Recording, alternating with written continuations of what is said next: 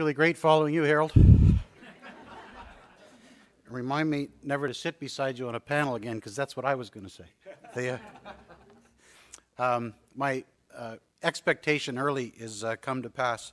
I figured everybody'd go over, and by this time of the day, they'd be running late, so I wouldn't have to say very much, so I'll be brief. Let me just qualify a couple of things before I get into my remarks. My background was in the life insurance business. I came in, the front door of an insurance company, career company. Over time, got a mutual fund license before it was popular, and of late have moved to the IROC world. So I have already felt the wrath of these different regulatory environments. The other thing I need to emphasize in this country where we're supposed to have free speech is that I do not represent anybody here today except myself, not the dealer I'm aligned with, not the insurance affiliation I'm aligned with, nor Advocis. Okay, so I don't have my volunteer hat on today. I'm just one of the producers. My premise in my comments is that the spirit of everything that's been talked about is sound. It's the execution that's flawed. My belief is that the overwhelming majority of financial intermediaries get up every day with the intention of behaving honorably and trying to help our clients to the best of our ability. I also believe that the overwhelming majority of regulators and legislators get up every day with the intention of trying to protect the consumer and not to make the lives of financial intermediaries unbearable. The 9 principles Jim had alluded to, if you read them, you can't object to them.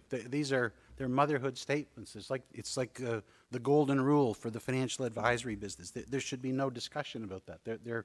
They are sound principles. I don't think anybody would debate them. It was interesting that Minister Wilkinson commented that you put 20 people in the room, 1 in 20 are going to have an ethical issue. Well, by my math, that's 5%. But we've built an industry that is trying to catch 5% by making the lives miserable for 95%, and that is just ill-guided. No amount of regulation is going to solve that problem. So if the true motive of everybody is to protect the consumer, then I submit that we have collectively failed, and everybody has responsibility in this. I don't think it's that anybody has been abused. There hasn't been wholesale abuse. There's been pockets of abuse, and that's inevitable in any field. That's been alluded to several times today. But the system that's in place has not achieved the desired results. Let me, just to lighten this up a little bit, read you something that has been floating around the industry for a while, but I tested it with a few people, and a number hadn't heard it. So I think this captures where we are. So if shoes were securities, a man walks into a shoe shop and says, "I'd like to buy a pair of black leather shoes, please." "Sir, if only it were that simple. Here's my card, my letter of introduction, and your statutory notice." "What's this for?" "It tells you that I can only talk to you about shoes and allied products sold by this shop. I can't talk to you about shoes sold by another shoe shop, nor can I give advice on sausages, for instance." "Oh, I see. Probably the best way to proceed is to show you where we fit into the footwear industry. We buy most of our footwear from the Far East at a fairly modest price, sell them into the public at a considerably higher price. Of course, out of the markup, we pay for transportation, import duties, rent, display staff, sales staff, cleaners, and administrative staff, and of course the shareholders have to be paid a dividend out of the remaining profits. Not many people think about this when they buy shoes. It may be that even when you have all the facts, and I recommend that you do not buy footwear at all. May I proceed?" The consumer says, "What do you want to know?" "Well, for a start, how many arms and legs do you have?"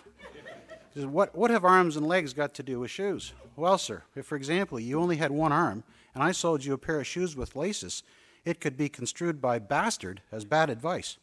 "Who's bastard?" "The Boot and Shoe Trade and Regulatory Directorate." "Well, what do? They put the boot in. A friend of mine had to leave the industry."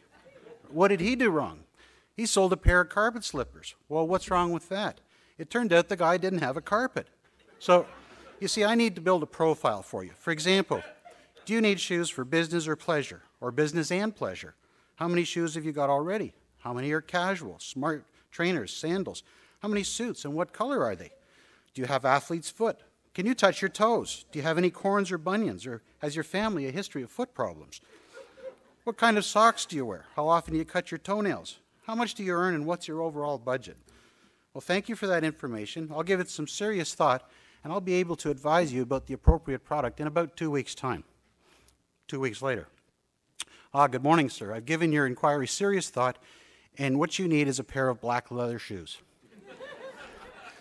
Isn't that what I asked for in the first place? Well, with respect, sir, you've had the benefit of my professional advice, and based upon all the relevant facts as provided, you now know with some certainty that you require black leather shoes.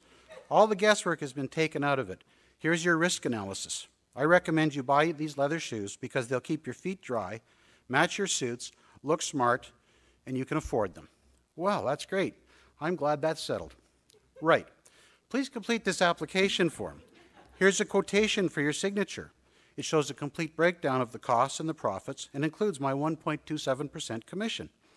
The product particulars describe in great detail how the shoes are made